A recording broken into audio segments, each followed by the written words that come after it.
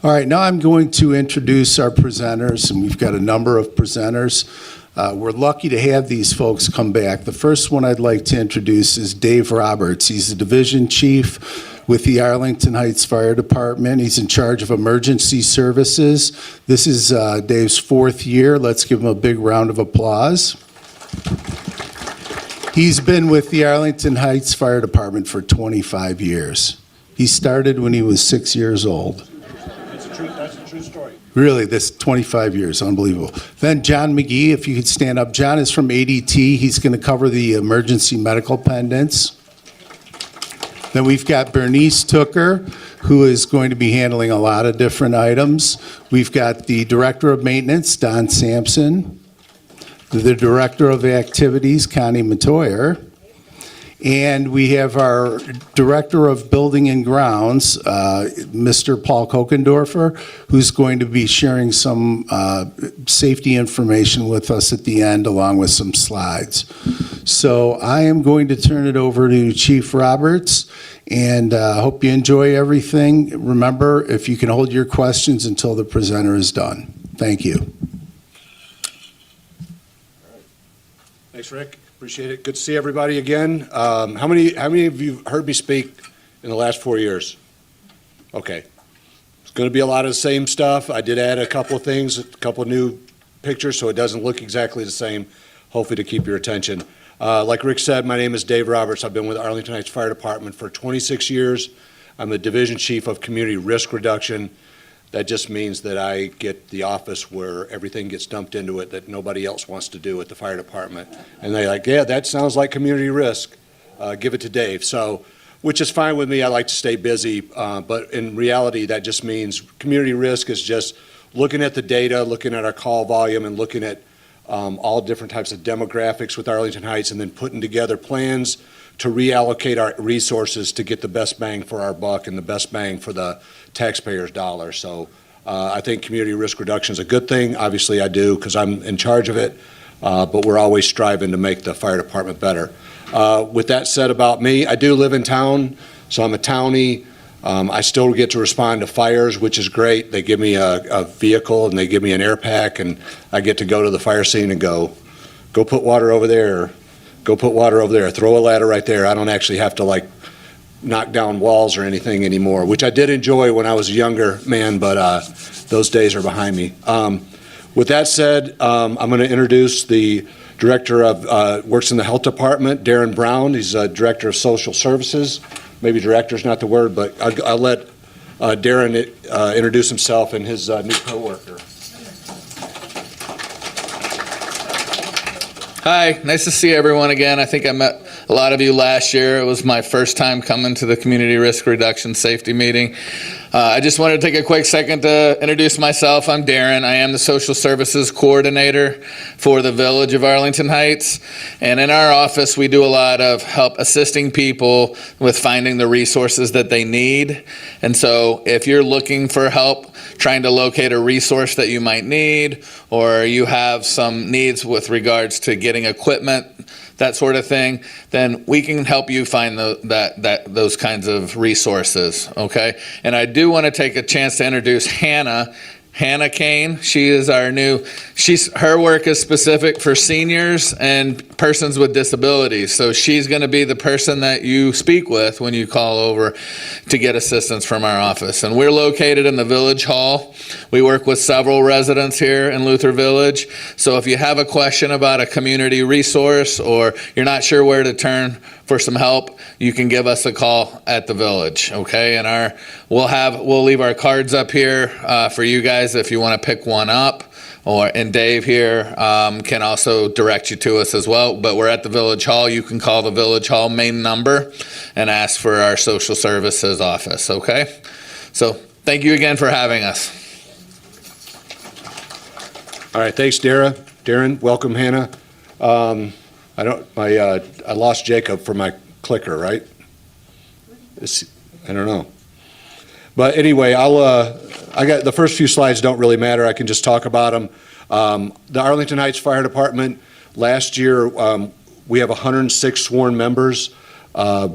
Just about every one of them are paramedics, so we operate both fire department, fire and paramedics. So I'm sure you've seen our ambulances around last year, maybe a couple of times a day, but that's okay. In 2024, we responded to 11,484 calls, and about 80% of those were for medical calls. So fires are coming down quite a bit, but emergency medical calls are going up. As our baby boomers get into that 65 and older population, we tend to need those services even more. So that's why we adapted and became medics as a department quite a few years ago. So we'll move on. We'll talk about weather safety and specifically tornado safety. We're getting through the end of winter. I got to stay in front of the microphone. I guess I can take it with me. And most of you have seen this before, but we talk about tornado safety. We're going to talk about the difference between a watch, a warning, and just a little bit about the Arlington Heights siren, what that means, and then the Arlington alert. So what is a tornado watch?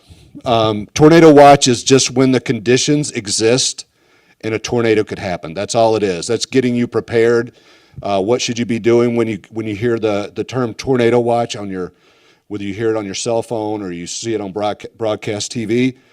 Get your flashlights ready. Be prepared. I'm sure you're on a generator here. Yeah. So the chance of you losing electricity totally is probably very slim, but it can happen. Then we move to the more serious nature of tornado warning. Basically up here it says, for mid-rise residents, which I assume most of you are, get to the underground parking garage area. That's going to be the safest place you can go. If you're not really ambulatory, if that's not an option for you, if you don't have enough time to get down there, it's going to take you too long, you need to move to an interior room without windows. That's the safest place you can be. Second safest place you can be. You want to stay away from the windows. Those can blow out. I'm sure the windows here are reinforced. They're very sturdy. This facility is built like a castle, so it's not going to get blown down from a tornado, but you could lose some windows and have some debris fly through the windows. So you want to get to those interior rooms as quick as you can. And then it says at the bottom, the safest place for the villa's courtyard residents is in the basement or an interior room of their home. So get to those interior rooms if you hear that tornado warning. Now those are going to be very specific, so which leads us to the sirens. The siren does not mean that you may hear a siren and you go, well, we're in the tornado. You should prepare for that, but just so you know, when there's a tornado warning for our area or any of the surrounding cities, ours is going to be set off too. So better safe. That's the kind of the better safe than sorry approach, because right now they don't have the technology, and without going into a lot of it, there's technology that can track the path of a tornado and set those specific sirens off, so everybody else is not running around and doing stuff they shouldn't. But we do not have that yet. It's coming, but if you hear it, you should seek cover. I figured out these are probably the closest ones: Olympic Pool and Frontier Park, that you might hear here if we have severe weather. So what can you do? We talked about this already. Get to a safe place. Practice your plan. If your plan is to go into the underground garage, how are you going to get there? Which stairwell are you going to use? Do you know how to open that door? Is that door going to be too much for you to push open, or do you need some assistance with that? If that is, maybe you need to have a plan B. Check on the fourth thing up here, help your neighbor. If your neighbor's not able to open that door, maybe you could work out a plan where you could help that neighbor get that door open and get down to that garage. And then prepare your home, as what I mentioned before, is we don't want candles. The other day when we had that snowstorm and at my house, the lights flickered, and I came home and I said, what is all this stuff on the island? My wife goes, well, that's the flashlights and the candles. I'm like, first of all, where were you hiding these candles? Because, I mean, we don't have candles in my house, for crying out loud. Right in the garbage. So better flashlights. Make sure you have plenty of spare batteries with those, because when you pull that flashlight out you haven't used in 7 years, the batteries are not going to work. And then I just added this at the bottom. You could take CPR training. So if there was some kind of disaster, somebody got hurt, somebody got overexcited and dropped to the floor and you knew CPR, if you're able, you could learn CPR. We have classes that we give on a regular basis at the firehouse. So Arlington Alert. So this is, for those of you who don't know, the Arlington Alert's just it's an online platform that you can click on.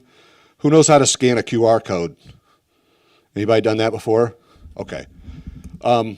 We could help you after this. If you want to sign up for this Arlington Alert, scan that. You can click that. I have a brochure with a lot of the stuff that I'm listing today that I can email out to Rick, and he can forward it on with links to all this stuff. What that link will get you to is just something you fill out, name, put in a password, your address, and then you agree to get alerts. And then if there's an emergency in town, it might be location, like you might get, hey, there's an active shooter incident at Mariano's or something. You might get that alert, or you might get, it's not just tornadoes and warnings and watches. It's anything that goes on in the village.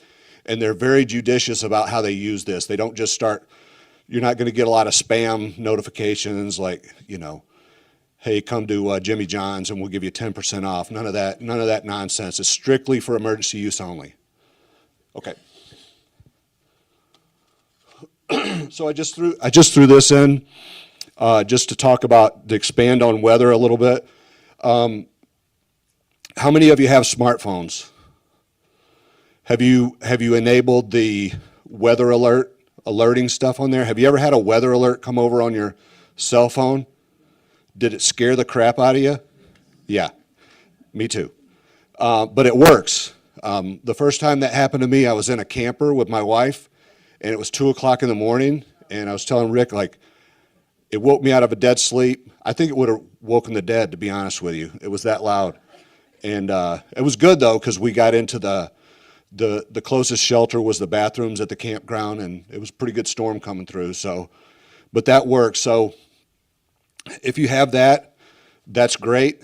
If you don't, there's this little weather radio made by Midland. I have one of these in my home, in my bedroom. This will also wake the dead, so there's no sleeping through this. It scares the crap out of my dog. She hates it. But you can set this up to your location. It's very easy. You'll just get the weather alerts. You can decide whether you want it to go off for a watch or just for a warning. You're going to get one for a warning. I don't think there's any choice in that. But if it's just like severe storm, like a severe thunderstorm, you can turn those notifications off. We had to do that at our house. So there's weather radios. You can get alerts by broadcast TV. And the reason I bring this up is because a lot of people don't watch broadcast TV anymore. Remember, you watch Channel 2, Channel 5, Channel 7, and that beep, they'd come across there and it'd stop whatever you're watching. You're like, for the weather alert. But now people are streaming Netflix movies and shows and stuff, so you may not get these weather alerts. So if you're doing that, the phone is the next best option, or that weather radio. Okay. Which brings us to my favorite topic of fire safety. You can go ahead and go one more slide. So I go around to, I think we visited 300 homes last year and put in 539 smoke alarms. It was our record year for smoke alarm installations. So if you called any of your neighbors out there that have single-family homes and suggested that they request us come out, thank you, I appreciate that. We want everybody to have a working smoke detector, smoke alarm in their house. It's the number one thing you can do to prevent your family from death or serious harm from a fire. Number one, it's nothing else, is a working smoke alarm. One thing that a lot of people don't realize about smoke alarms is that they expire. They only have a 10-year shelf life. You'll still push the test button and it'll make a beeping sound that never goes away, rarely goes away. But what they can't guarantee is the sensor, the sensitivity of the sensor to detect the smoke to operate past 10 years. So if you've got children, grandchildren out there with homes that are in Arlington Heights, and you don't think, tell them that we have a program where we'll come out and put them in for free, or we'll talk to them about where they should put those in, because we want everybody to be safe. So what's the number one area for all fires is cooking. So almost 50% of all fires are cooking related. So we want to be very safe when we're around the kitchen or on the, I don't know if you have grill. Do you have grills here? No outdoor grills, so we won't talk about grills. But basically, the main things that we talk to people when we go around to homes about cooking safety is make sure that at least a foot to 3 feet away from the cooktop, there's nothing combustible. There's no paper towels, there's no towels, magazines, wooden blocks where the knives go in. Just kind of keep those roughly about a foot away from the cooktop, and you'll be safe. Number 2 is we suggest that you never leave a burner on unattended. Now, I think everything's electric here, no gas, so there's no open flame, but still those coils can heat up, and if the paper towels, if you have a little dog or something, we allow dogs here? Yes. So if you have a little dog or a big dog that knocks the paper towels down on the hot burner, then we're going to have a problem. So, and second leading cause of fires is heating equipment. I think the only thing that people around here would be subject to is space heaters. I have space heaters in my home. They're perfectly safe unless you have the old ones. Remember the old ones that would glow and you could cook your lunch on them? Those are not safe. Throw those out. Please don't have one of those. The thing we like to tell people about space heaters, if you're going to use one, buy a new one. They have tip-over protection, so a lot of them have technology in them.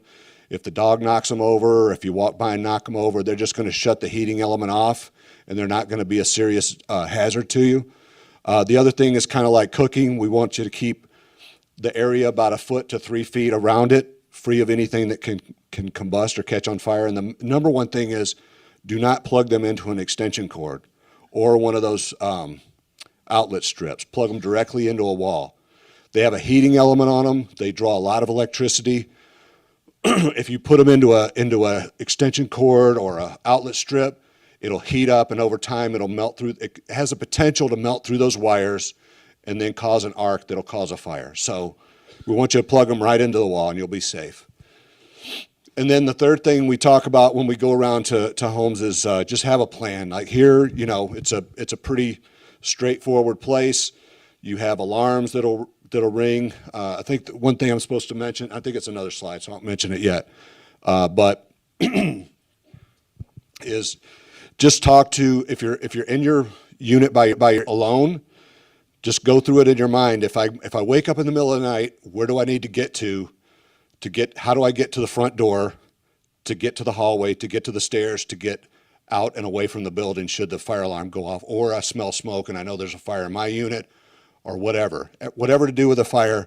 Have a plan in your head. If you're living with someone, a spouse, talk it over between the two of you. What I like to suggest is maybe every year on your anniversary, you talk about what your plan on. Just have one day a year where you talk about, do we know how to open the window and yell for help? Is there a balcony we can get out on and close the door and yell for help? That makes sense, right? So think about it ahead of time. You'll be better served.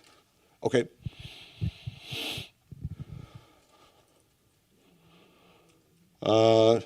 Yeah, so these are some specifics on cooking fires, equipment unattended. That's why we suggest that you don't leave a burner unattended.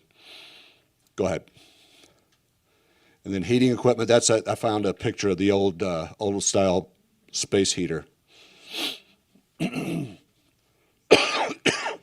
then this is a pretty kid-like illustration of a plan, but it really can be this simple. It can be a box and arrows and stuff. You don't have to go out with a measuring tape and walk off the distance to your front door. It's not important, like here's the plan. Emergency 911 forms. What these are for is if you have some special disability that we should know as a fire department. You are absolutely deaf when you take your hearing aid out. You're blind in your right eye or both eyes. You cannot ambulate more than 5 feet. We need to know that stuff before we arrive in case of a fire or in case of a medical emergency. So if you'd like to share that information with us, Rick's going to take a list of names, and I'm going to have these forms tomorrow, and we're going to get you that form. So please remember that we'll get you that form if you so need it. And then those go to to the Health Services Department. This has the wrong email address on there, but we'll worry about that. I think we have new forms now, so. This is the refrigerator form. There's a stack of these over here. If you don't have these, you can put your medical history. It's very helpful in case you are unable to speak or help us, or you're in some kind of medical emergency. You can have your medical history, your medications, your allergies, emergency contacts, stuff like that on that. You can stick this, fill it out, put it back in this slot, stick it to your refrigerator or wherever so that we can see it when we come in. It's very helpful. The paramedics really like those. So, fall prevention, we're going to go through this. I know we talk about this every year. Go ahead, next slide. But the good news is I just updated the slide for 2024. And as you can see, our calls keep going up. This is the pandemic year. This is our lowest calls in quite a while. It was less than 10,000. It's gone up from there, steady gone up. We're at 11,484 last year. It's our all-time high call volume. But percentage of falls, and the patient was 65 or older, is the lowest percentage that we've recorded. So I think the fall presentations hopefully are getting out there and people are listening and taking care of themselves, because we want everybody to age healthy in place. We don't want you to have to be laid up somewhere because you've broken a hip and you've caught pneumonia and all the bad things that come after that. So we'll go through some fall prevention tips briefly. If you go to the next slide. Shower seats, handrails are good. Handrails for the toilet get an increased. We got all the higher toilets in our house when my mother-in-law moved in. We all like them. They're better than the normal height. Adhesive strips in the bathtub. We got grab rails in all the units, right? For the washrooms and the showers and stuff, Rick? No? If you need them, if you're unsteady, the fact of the matter is, all of us as we age, our balance is not as good. We get on ladders, our balance is not as good. We need 3 points of contact, and we'll talk about that in a minute. Grab rails for right by the toilet. Hot water, I don't know. I don't know how that helps you not fall, but night lights are a big thing. You need good lighting to go back and forth to the washroom when you get up in the middle of the night.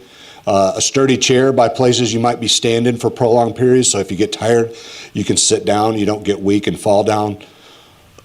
Move things, this is a big one, like move things that you frequently use in the kitchen to a shoulder height at least, so that you don't have to get on a stool to get up and get them. And we'll talk about stools in a minute.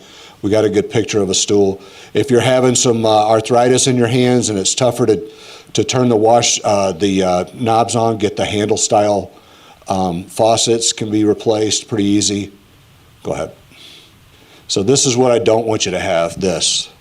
We call this a free trip to the emergency room. This, I can put my 2 feet on there and I can hold with one hand and I have 3 points of contact. Firemen from their first day on the job in the training academy are told you always need 3 points of contact when you're on a ladder. You don't stand on the ladder and reach out with both hands. I wouldn't want you to do that in your kitchen either, because we're just not as balanced. So 3 points of contact. If you find that this one, you can't reach stuff, get one with 3 steps. Get one that's tall enough so that you can get what you need to get with one hand on the ladder and 2 feet and reach it. You'll honestly lessen your injuries or your chance for injury. Go ahead. Clutter from floor. I'm sure everybody keeps a clean house here, so we won't need to talk about that. If you have pets, they like to throw their toys around. My dog, she's almost 16 now, so she doesn't really play with the toys anymore. I throw one in front of her, and she looks at me and goes, "Really?" Still gets around pretty good, though. Remove throw rugs, and especially throw rugs. If you can stand on it and push that thing around with 1 foot, just get rid of it.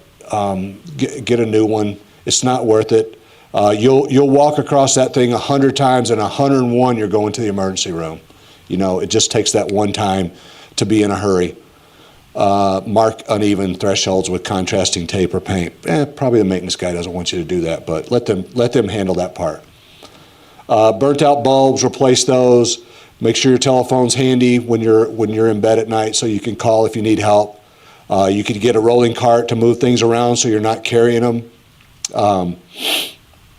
My mother-in-law still smokes, so my wife is like, put all your lighter and your cigarettes in your pocket so you have both hands to help yourself when you go out to the front porch. And she does, and it works. She's fall free so far. I just jinxed her.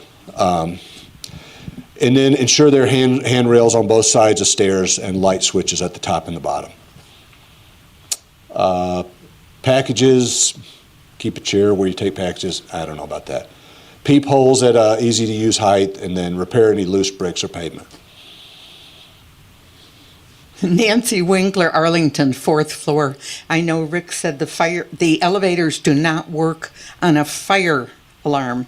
How about tornado warning? Do the elevators work if the tornado, so we can use them to go down the basement in a tornado warning? Okay, That's a great question. yeah, thank you. Hi, Ron Baker from the Bradley Building. I was wondering if all ambulances are equipped as the one shown in your video? Yes, sir. They are? Yes, sir. Oh, okay. The full ALS complement. We get inspected once a year, an IDPH, Illinois Department of Public Health inspection by the local hospital. They send somebody out, inspect, and give us a thumbs up or a thumbs down. Take it very seriously. We have 5 ambulances in service now. 4 of them are 24/7. And then we have I don't know if we call it a peak ambulance, but now we have one Monday through Friday, 8 a.m. to 4:30 every day, just for our peak times that we transport, so we can get to people quicker. Joyce Lynn from Downton. Every year I get confused on this. In case of a fire, we're told here that we can just stay in our units. The first year I was here, the first time an alarm went off, I had never been to a meeting, and the fire alarm went off. I quick grabbed my coat and my purse and went down the stairs and outside, and there were only 2 of us out there. And then somebody told me, well, we're told to just stay in our units. But I'm sure you don't want 911 calls from all of us telling you where we are. So this is confusing, I'm sure, to new people and even to some of us that have been here. So, no, it's a great question. I would say, and Rick, you can correct me if I'm wrong on this, staying protect in place is your best bet, especially if you're not ambulatory and you have a difficult time getting around. And if the alarms are going off, the elevators are not going to work for you. If, let's say that the unit next door to yours is on fire, guaranteed you're going to get a knock at your door, and there's going to be some pretty big guys that are going to escort you and help you down the stairs and get you out. We don't want people close to the fire if it extends. You know, we look on, I think it's 6 sides, front, back, left, right, top, bottom. We look at the unit above, the unit, we're very thorough when it comes to fire. We don't want it extending, patting ourselves on the back, we put the fire out, and then an hour later the unit above is rolling. So we're going to come get you if you need to come out. That being said, if you feel more comfortable and you're physically able to get outside, by all means get outside. It's not bad. Yeah, that is exactly what I was going to say. If you're able to do it, I would recommend that you use good common sense. If you smell smoke or you feel heat and you're able to get down the stairs with no problem, do it. But if not, you want to stay in your unit. As Chief Roberts said, these are very well-built buildings. Your door is rated for 12 hours. We've got sprinkler systems. You are safe, but you have to use good common sense. If you do smell smoke and you see smoke out in the hallway, then you need to make a decision on whether to get out of there. But again, those forms that he talked about at the 911 call center, that would come in very handy. If there was ever a fire on the 3rd floor of Campbell, we would know exactly who has a wheelchair or a walker, or who's hearing impaired or who's visually impaired, and those would be the first people they would go to help. Yeah, and if you were to look out and it's smoky and it makes you uncomfortable to walk through that, then protect yourself in place, then get on the phone to 911, say I'm in unit 301 or 302, whatever it is. I just looked out my door, there's smoke.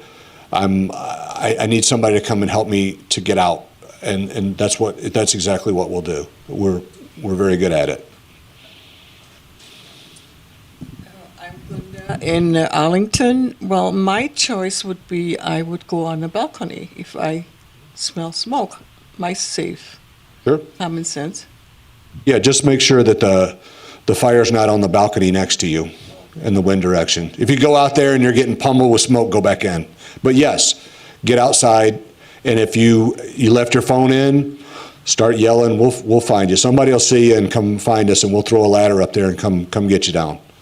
Yeah, just wanted to clarify something, going back to the 911 sheets.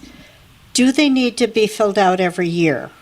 I had heard that it needs to be updated once a year. They get purged every 2 years out of the Every system. 2. So once it gets into the dispatching system, for some reason, they purge them every 2 years. 2 years, okay. 2 years. And the other clarification, this 911 form, should a resident need to go to the hospital, paramedics come in the middle of the night, and they need to be transported, and if they have a spouse that cannot be alone, is that something you would fill out a 911 form?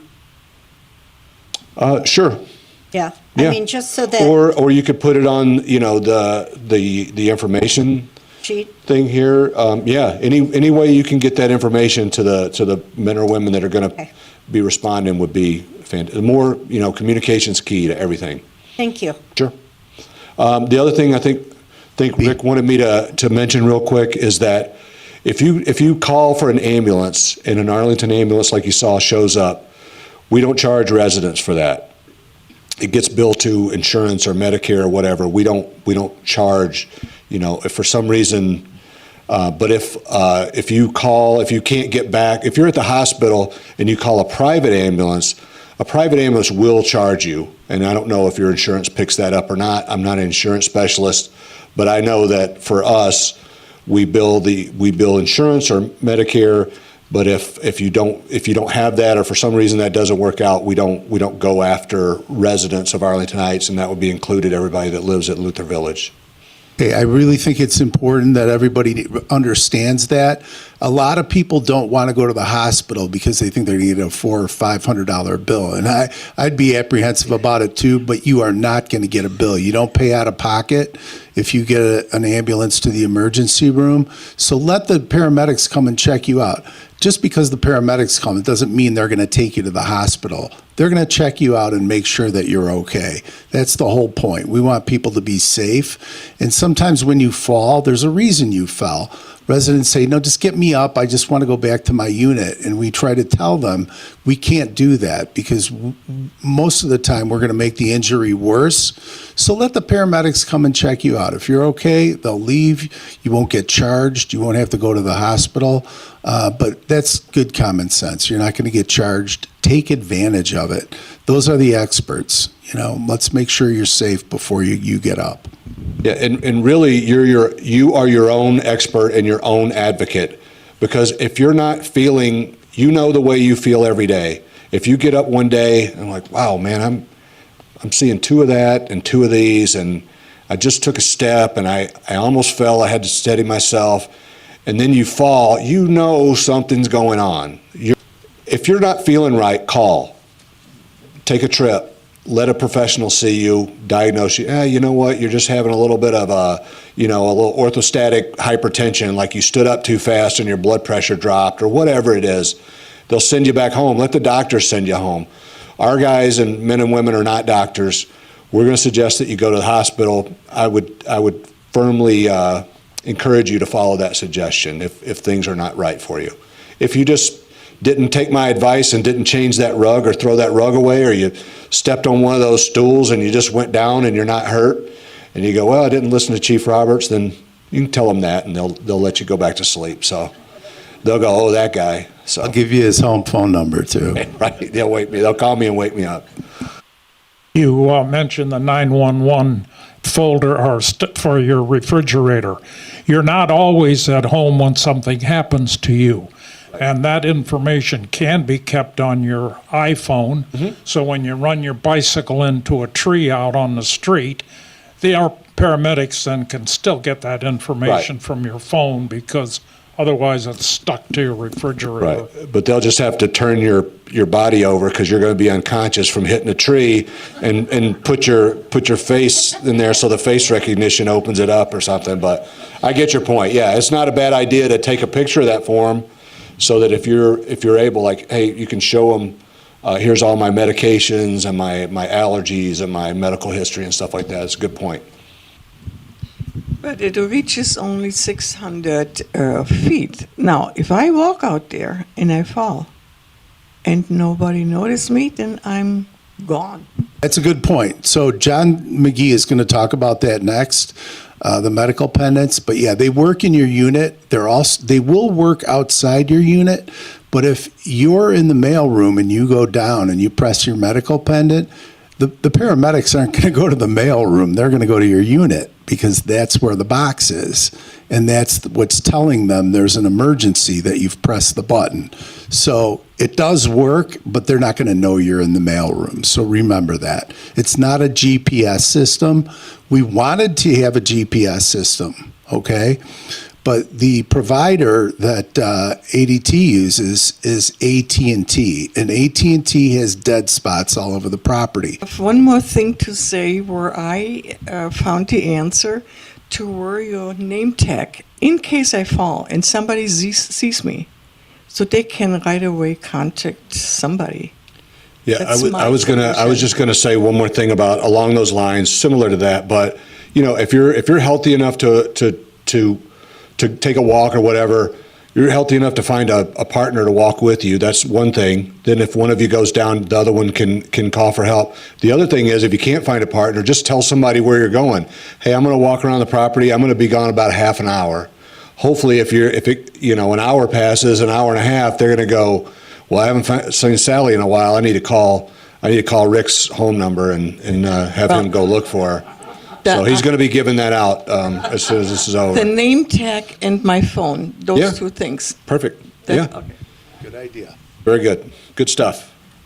I'll be hanging around. So if you have anything else, I'll be around for a little bit. Thanks, Chief Roberts. Okay, John McGee.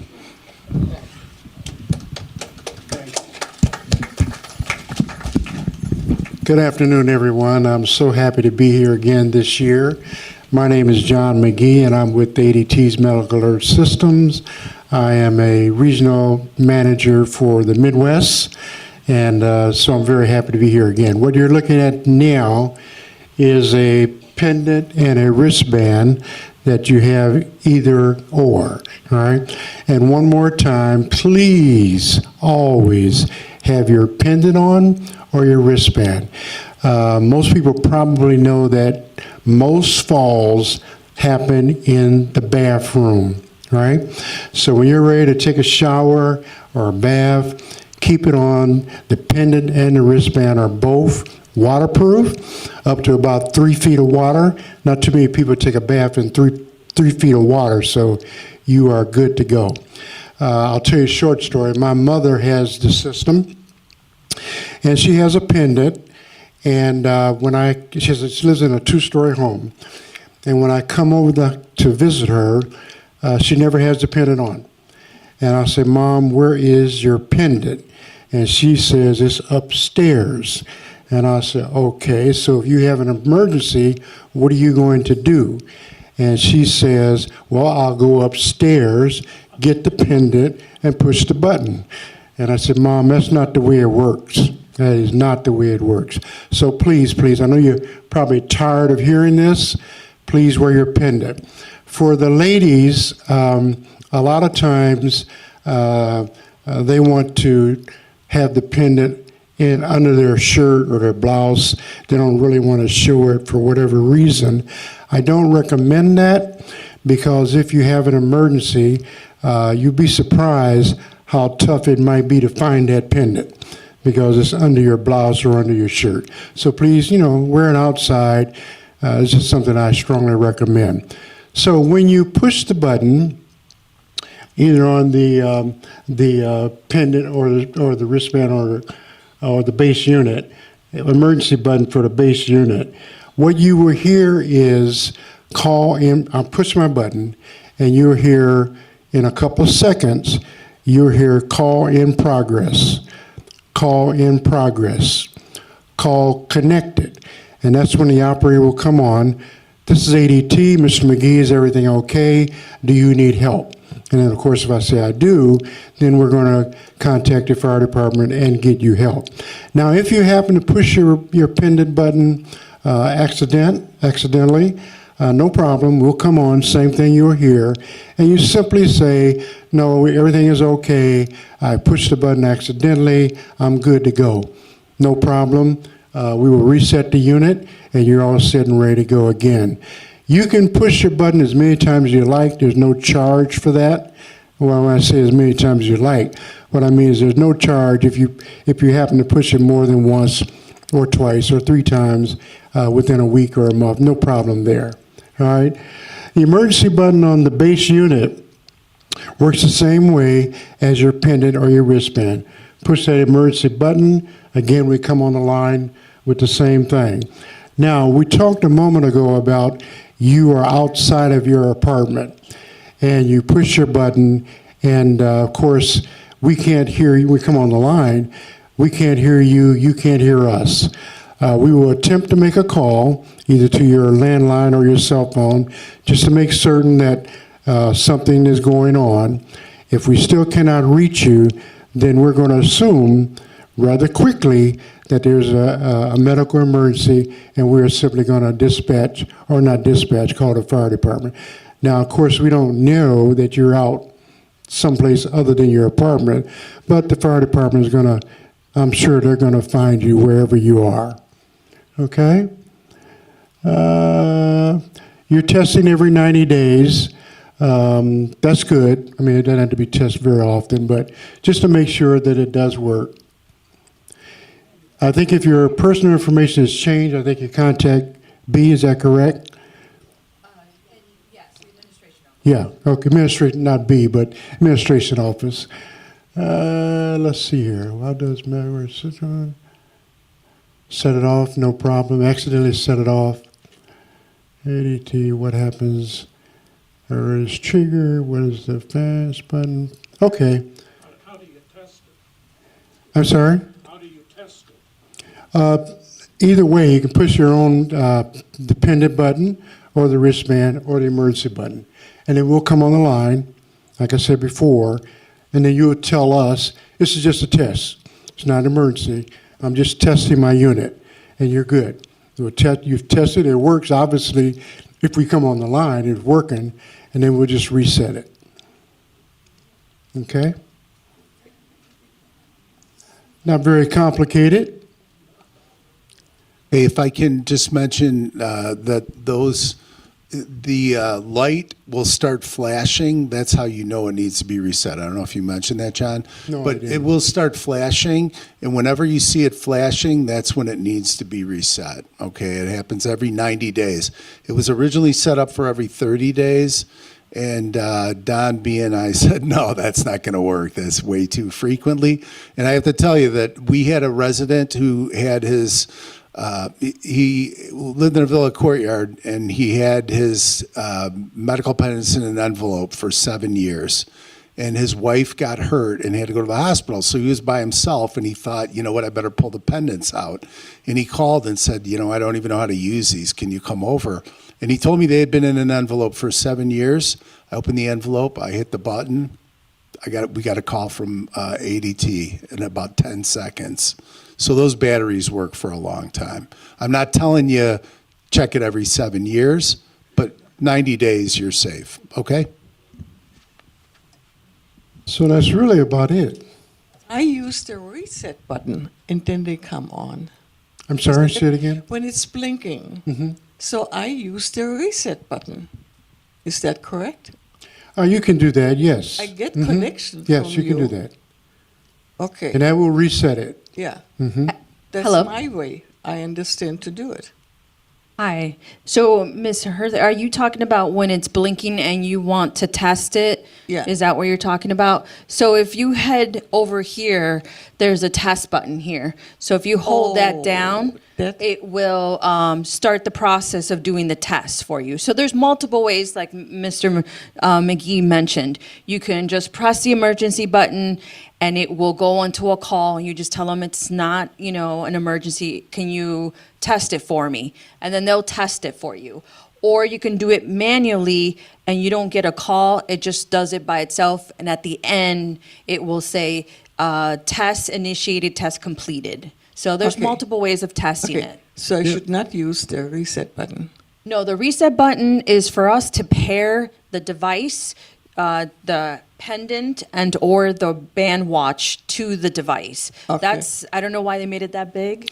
Well, but, if you're for talking to me- the operator, and after you've been tested it, she may say to you, hit the reset button, press the reset button, okay? Happened, yeah. And that'll reset the unit. Okay. Yeah. Yeah, it did. So it's Yeah, in fact, she will say confusion. that. There's a, yeah, okay. Yeah, she will say that.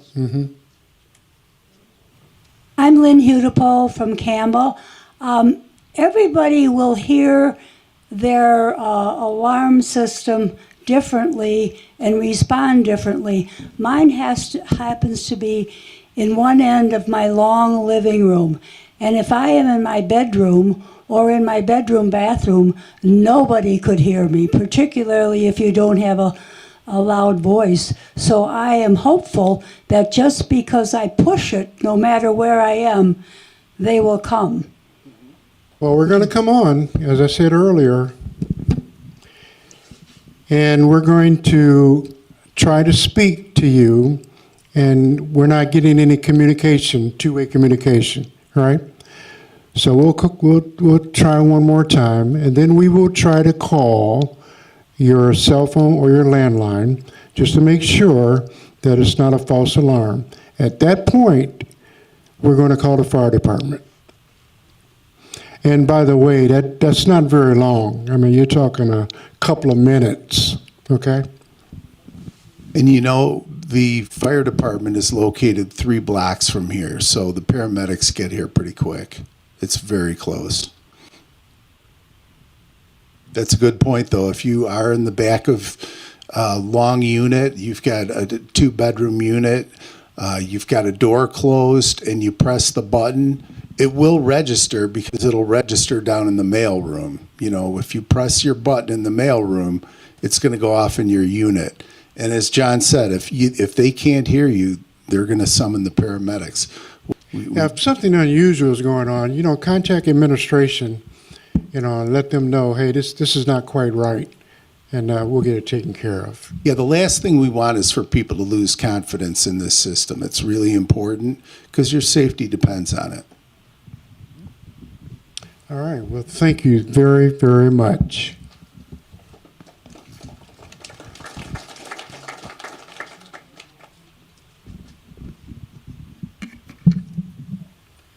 Hello, everyone.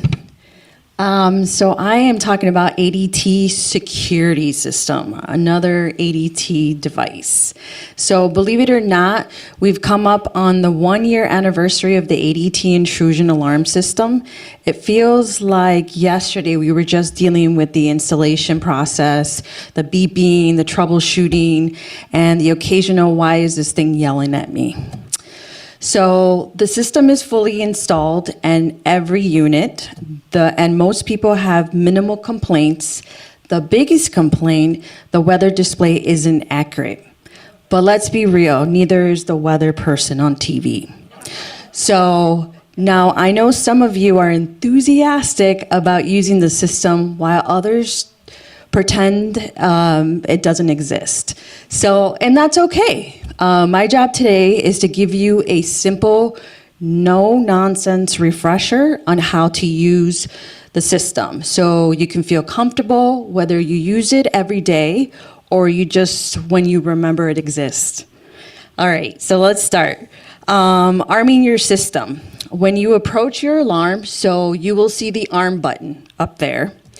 You tap it and you will receive, it will give you 2 options. Arm away, When you use arm away, that means that you're leaving for the day or longer.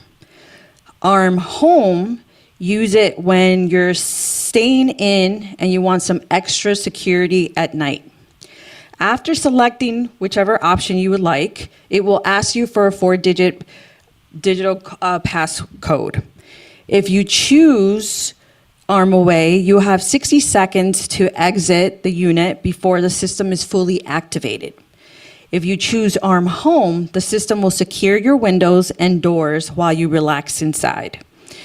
Important notice, this is very important to remember if you don't remember anything I say today, is that if your screen displays an issue with a sensor, please note that the alarm system can still be activated. However, a faulty window or door sensor will not function properly, meaning that someone can enter through that specific entry point and the alarm will not be triggered. So to report an issue with the device, please contact Abby in Customer Service Maintenance Department to register your concern, and then the next steps, Mr. Rose will follow up with the residents to schedule a technician for repairs. Okay, second thing is the tab at the top, there is this screen that will come up, and that is the settings tab. Residents have the choice for various display and audio settings for convenience. This will be voice and chime settings. You can adjust the volume and notification. The second thing is the brightness and the backlit settings. You can control the screen visibility, so if you want it darker or lighter. Volume control, this is important, is you can set it at audio levels based on your preference. What is a backlit? A backlit determines how long the screen stays lit after it being inactive. So you can adjust the settings via a drop-down menu to customize how long you want the screen to remain on before automatically dimming or turning off to conserve energy. The third section back on the panel is the weather. We talked about the weather. It does show a 5-day forecast. But remember, if it's 70 degrees outside and sunny, but you see a blizzard outside, like today, don't blame ADT. It's just not as active as it should be. It's kind of like you have to hit it to restart it so it can kind of adjust. The fourth thing is the panic button. On the left-hand side, there's a little icon, the red icons for fire, police, and I think that's for paramedics. That is only for emergencies, and it will only call the police. So please don't accidentally test run that portion of it because it will go straight to the police and they will show up. Unfortunately, this one won't call you first to say if there's an issue. They're just going to show up. So just so you know. Now, if anyone needs a refresher, watch the tutorial. We actually have, Jacob has scheduled a step-by-step video tutorial to guide you through all the system features. If you're a visual learner or you just want to hear someone else explain it, check out the video on channel 1903. It plays every Sunday at 12:30 and every Saturday at 11 a.m. We do it partly because we want residents to view the video, but we also have it for new residents so they can check out the video and how to use it. And they also get an orientation on that. This video will walk you through how to arm the system, checking the weather display, understanding the panic button, and also the settings for the voice, chime, brightness, volume, and more. Okay, so whether you're a security pro or just still warming up to the system, I encourage you to watch the tutorial. It's short and sweet, and it'll just make your life much easier. Lastly, security should give you a peace of mind, not a headache. So if the ADT system is you're having issues or frustrated, please contact myself or someone in the administration office and we'll be happy to help you. Just don't press the panic button to get my attention. Okay. All right. Next slide is trash chute. Now, before we dive into the details, I asked Rick if I can personally test the trash chute for the full experience and, for research purposes. Unfortunately, he said no. So sometimes something about safety concerns and not being my job description, so I don't know. So instead, I will just have to rely on telling you the proper way to use the trash chute.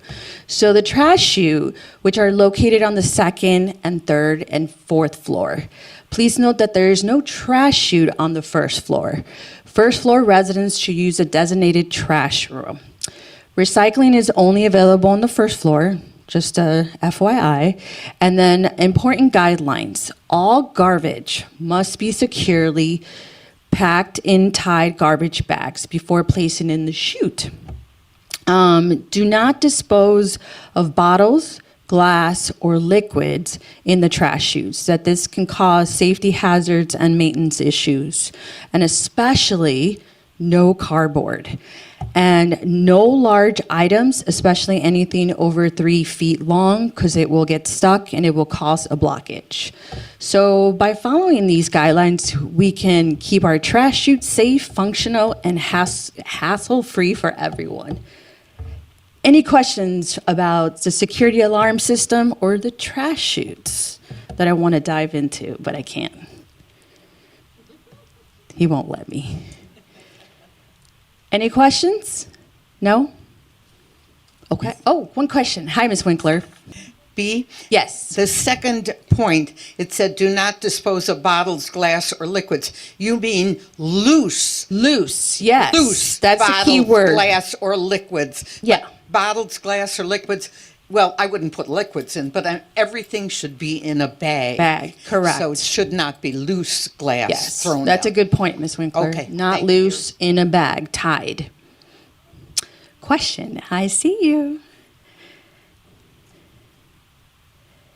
There are a lot of people here that are very short. Including and me. I find going in the trash room, a lot of times, the bag that was thrown before mine hasn't gone down. Oh. Is there a situation where there could be a stick on a chain next to the chute that a Like short shoves it? person could shove it down?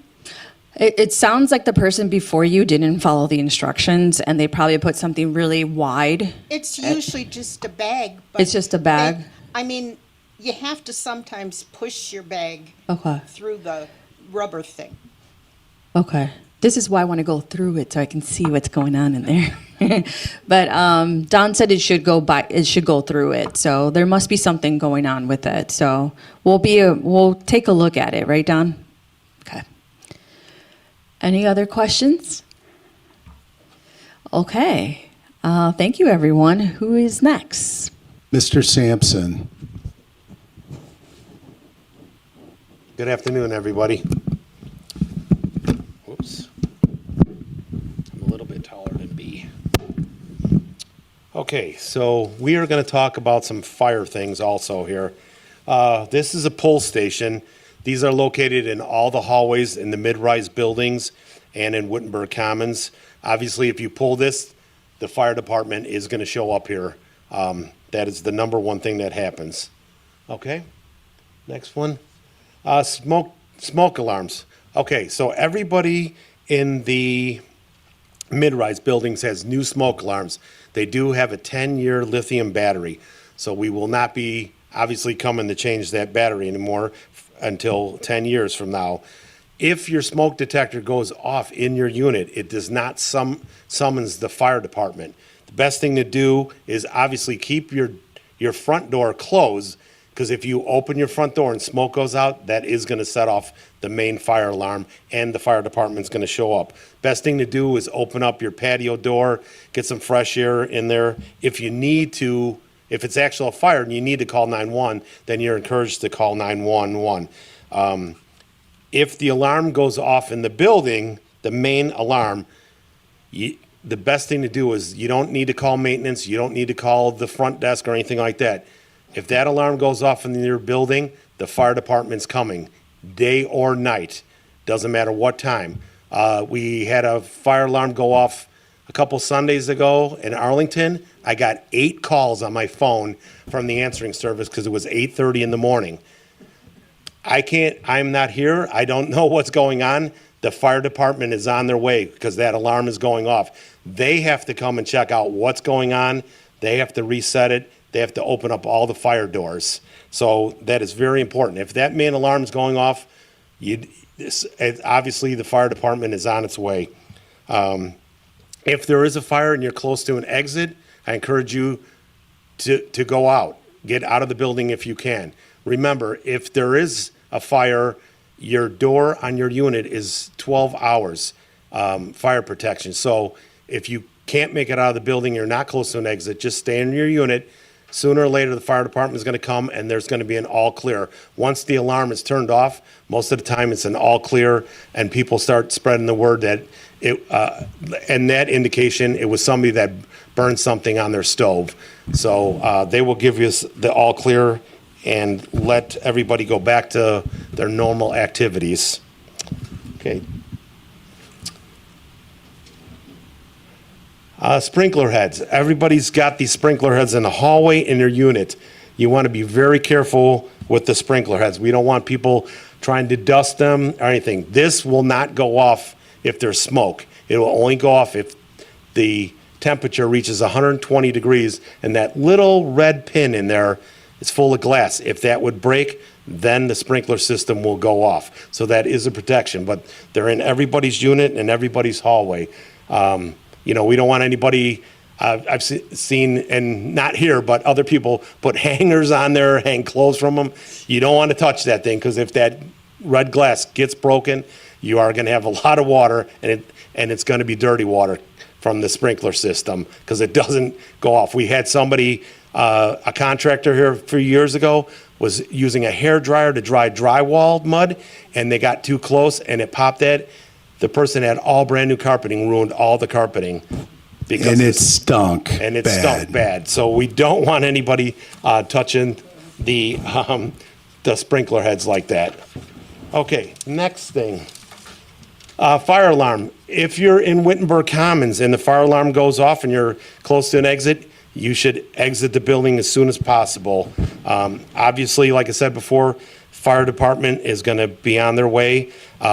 If it's all clear, somebody will let everybody know. Just come back inside. If you're on the second floor and you need to get out, and instead of coming down to the first floor to get out, just take one of the links and go to another building. Get away from Wittenberg Commons if it's only ringing in Wittenberg Commons.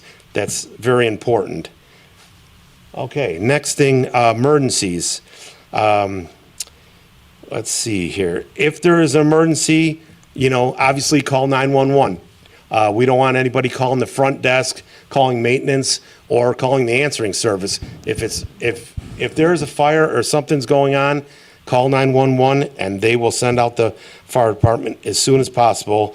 Like I said, day or night, no matter what time, they will come out and take care of it. We don't want to have the receptionist and, during the day, even if maintenance is here during the day and the fire alarm goes off, the fire department is still going to show up here because they're going to want to know what's going on. A lot of times maintenance will go over there, we'll try to investigate, see what's going on, and then the fire department will come. But even if we tell them somebody just burned something, they always want to go up to the unit and check it out and see what's going on. So, like I said, minute that alarm goes off in the building, fire department they're going to show up 24/7 here for sure. Okay, Jacob. Next is carbon monoxide detectors. Everybody should have one in their unit. We do sell them. We use the plug-in ones. They are $30. We don't charge any labor to replace it. If it's over 5 years old, you should replace it. And we have those in stock. In the garages, we have an automatic system.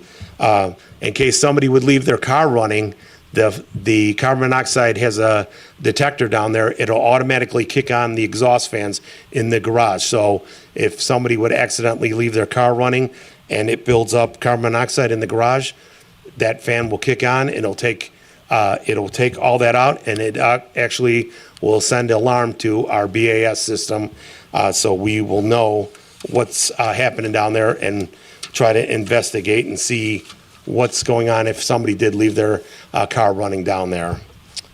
Okay? Elevator safety.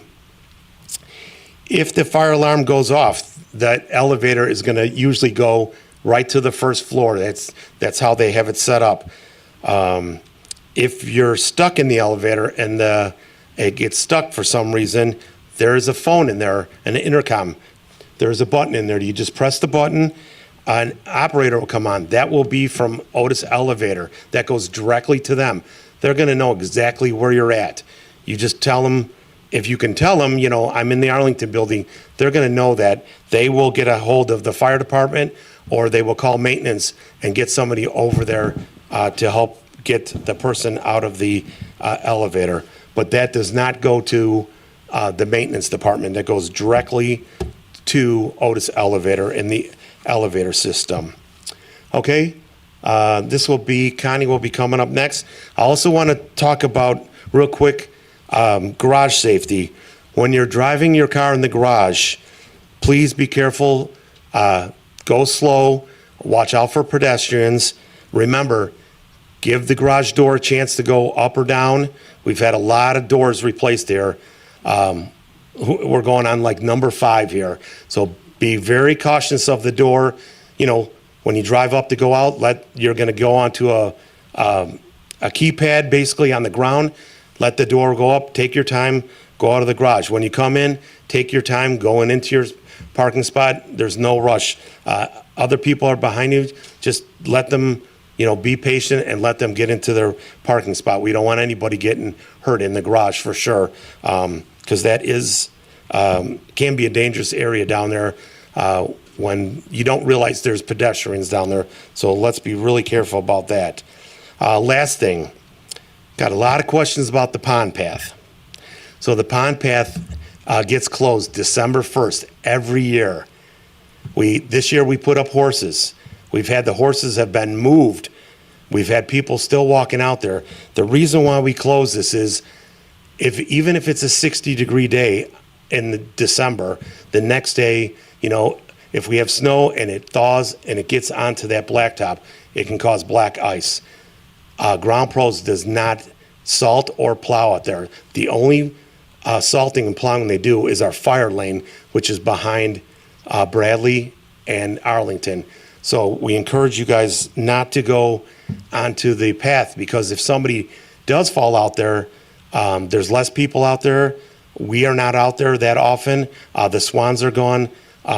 So we encourage people to stay off that path until the weather starts to warm up, and then once we pull the horses, then you'll be able to walk on the pond path. If you need a place to walk, I suggest indoor walking. You can walk all the buildings. We've had people actually ride their bikes in the garage, stuff like that. So that would be the best spot to do that. But I really want to encourage that, because we do have some people that have been out there. People say, well, I got my cell phone.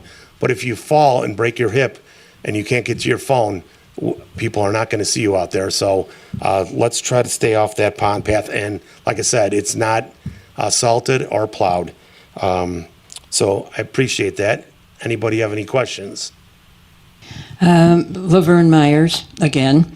You said that we should close our door if there's a fire or something. Close the door to the hallway, right? That is correct. Well, when I close my door to the hallway, there's a wind coming in along the side of the door. Now, that's not good. If there's a wind coming in, that's not going to help protect my apartment, is it? Well, your door, like I said, the door is rated for 12 hours.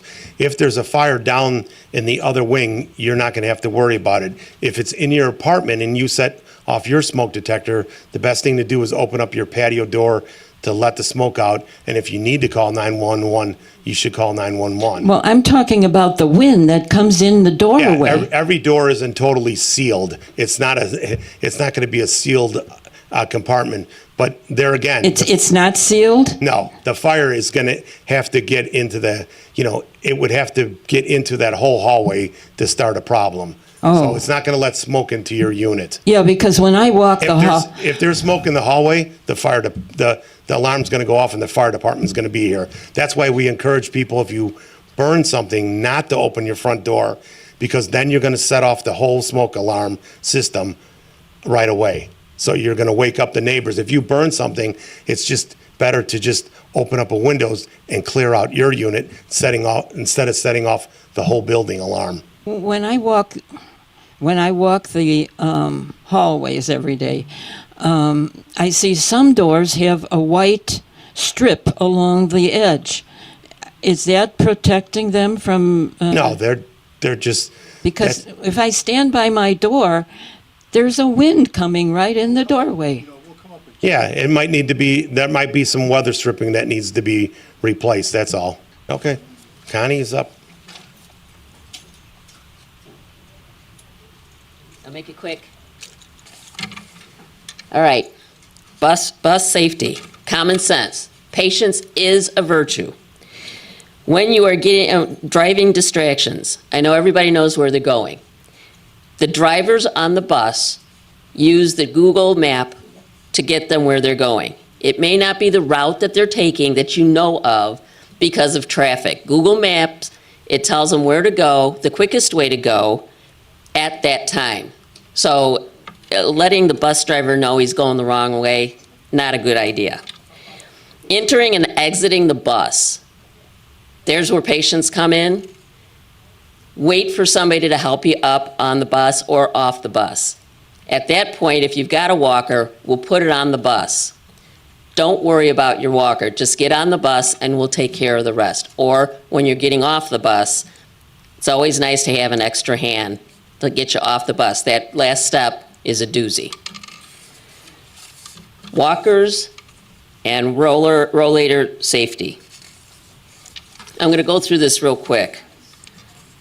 I know it's a sore subject, so I'm going to go through this really quick. The Luther Village Mobility Devices Policy Overview. The purpose of this is to ensure residents can move freely and safely throughout the campus, participating in activities and dining. Safety, it's an issue when you're blocking aisles, hallways, and elevators. It poses safety hazards, and it's a common courtesy, just all the way around. That's the goal. Mobility device guidelines, the aluminum folding walkers, they grade it as spaces. So the aluminum folding walker occupies one space. It can be used in all areas. It should be folded and stored in designated areas when not in use, whether it be the restaurant or if you're in an activity. There should be a designated area for you to put that away. And primarily it works that's the best, almost the only device you can use when you're going on an off-campus trip or on the bus, because it does fold, it doesn't take up so much room, and we can put it on the back of the bus. The rollators occupies 2 spaces. It's allowed in all common areas. If you want to sit on it, we prefer you to sit on it. Then it doesn't take up room. We don't have to store it. You don't have to sit on it, but it would be nice if you did. As long as it's in a designated area where people can pass, where the servers can pass in the restaurant, where residents can pass by it, we're all good. If you need help, your server can help you, get it over to a different place, and when you're ready, just ask the server to bring it to you, and it's all good. If you're using a device, you want to keep it close to you, because if there is a fire, or if there's an emergency exit, you don't want to be waiting. You want that thing right there so you can start exiting. Powered rider units occupy 3 or 4 personal spaces. They're really not, I'm assuming that people that have those, they will be sitting on them. Again, if you're not going to use it, have it in a designated area where everyone can pass by, and it's just for safety reasons. Residents should reposition items during church services and activities. Rollators must be placed in supervised areas, while canes should be kept out of the way on windowsills or under furniture. Very good. In addition, fold-up shopping carts can be used in common areas, and emergency personnel must be respected. Adherence to safety programs and hazards avoidance is the key. Reference include ADA guidelines, and there's a Luther Village policy that you can, I'm sure you can locate it, and you should have it. And then you can go over it. This last thing, Katie wanted me to share with you. The proper way to stand up from a chair. B.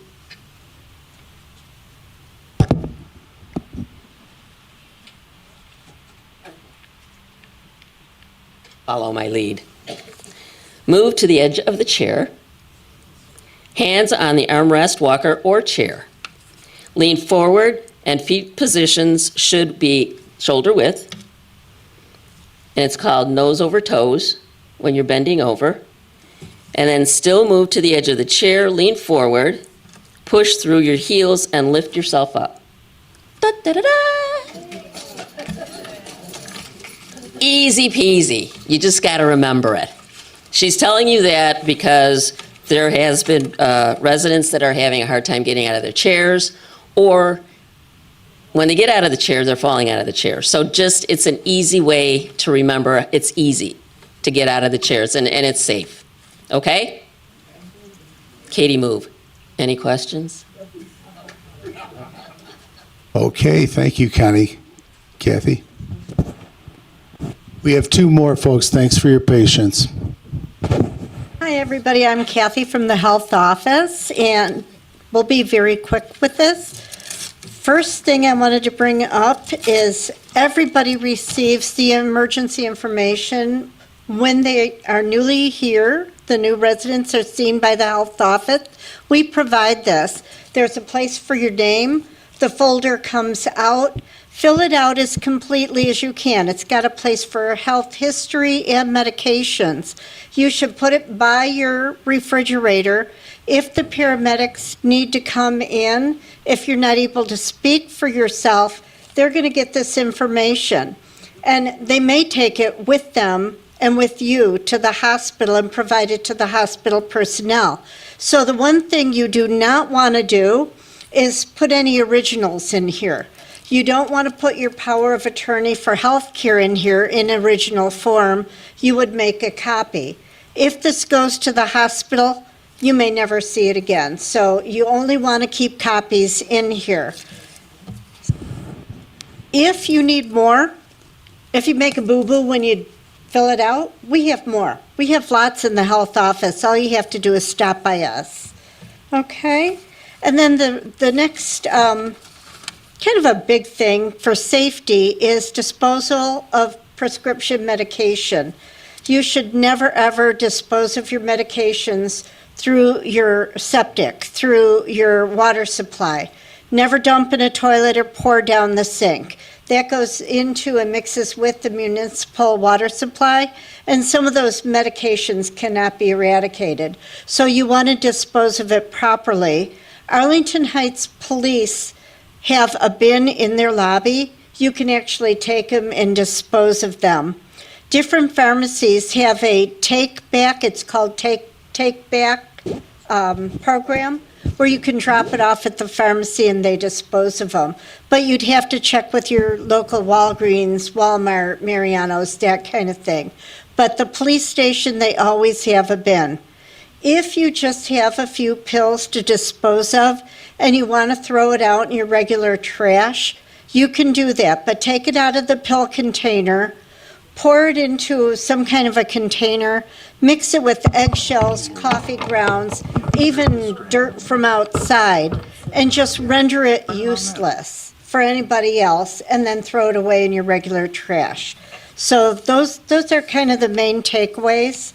The other, just real quick, when there is an emergency here and 911 is called and the paramedics arrive, if somebody falls, don't pick them up. We don't know what has happened to that person. It's really best to leave that person in the position they fell and let the paramedics assess them. We worry about brain bleeds, we worry about spinal fractures and hip fractures. And so it's best not to just, come up upon that person and try to pick them up. Call 911, it's really the safest thing to do. And then lastly, I think everybody knows somebody who's sick, either an upper respiratory, a flu, COVID, or norovirus. There are just a million and one things going around right now. We're all indoors. There's no outdoors helping to blow the germs away, so we're sharing them. If you are sick and you feel dizzy, just really unwell, use your pendant, call 911, make sure you get yourself some help. The last thing, we are trying to kind of keep a grasp of illness in the community. So if you could give the health office a call, just kind of let us know if you've been diagnosed with COVID or norovirus. That just helps us keep tabs on the community at large. And everybody get enough sleep and drink lots of fluids. And that's it. Any questions? And now it's time for our last presenter, Mr. Paul Kokendorfer. Common areas, and that is the common areas are for the enjoyment and safety of all of our residents. Do not place items in these areas or alter them in any way. In other words, don't store items in any of the public areas. Leave your bicycles where they belong, not up in the lobby. Don't take and bring your grocery cart and decide to keep it out in the hall outside of your unit. Those hallways and that must be unobstructed. And one of the biggest problems that we have is floor mats that are should be placed inside the unit, not outside. Here we've got a floor mat that is outside of a doorway, and that just causes all kinds of problems. Some people put them there so that they go up over the threshold to make it a little bit easier to get into the unit. No, we don't want to do that.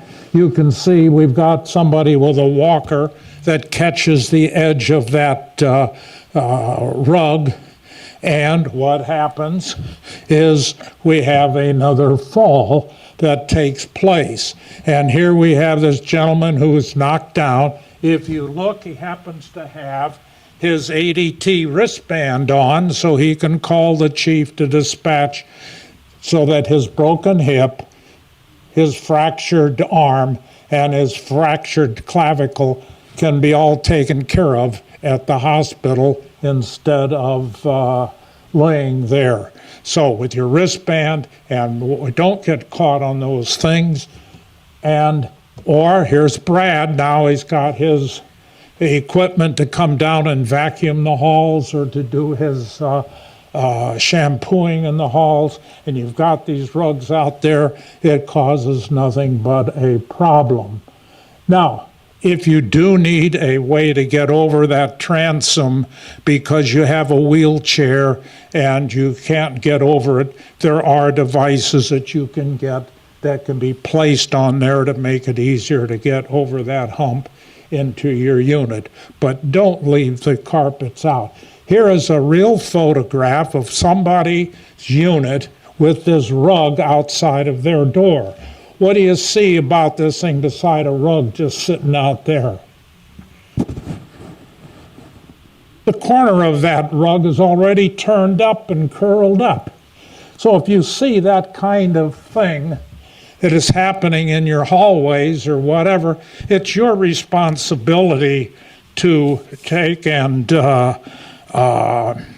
notify the owner that we've got a hazard and needs to be taken care of.